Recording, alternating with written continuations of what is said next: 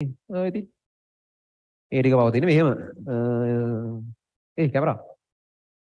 camera මූ හරියන්නේ නැහැ දැන් කැමරාව මෙහෙට හරවපන් හරි රේකී අර අර වෙලාව ඩිස්ට්‍රැක්ට් කරා දරංජය ඇවිල්ලා හරිද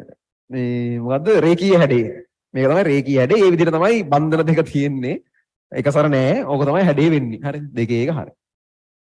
ඊට පස්සේ තුනේ එක හරි ආයෙත් මෙහෙට ගනින් වැඩ තලිය ත්‍රිකෝණාකාර හරි තලිය ත්‍රිකෝණාකාර කියන අවකාශ ව්‍යාප්තියට ගිහිල්ලා දැන් බලමු හැඩ හැඩට කියන හැටි බලන්න තලිය ත්‍රිකෝණාකාරක දෙන්න ආයෙ මෙහෙට එන්න ඕන ෆෝන් එක මෙහෙන් තියාගත්තා හරිය නැත්තම් එහා කෙළවරට දුවන්න ඕන අරුන්ට මොකද වෙන්නේ කියලා බලා ගන්න මොන ළමයි ඉන්නවනේ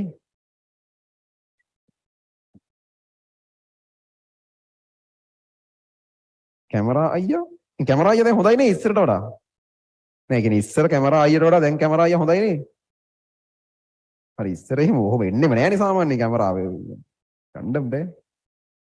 හොඳයි හරි අන්න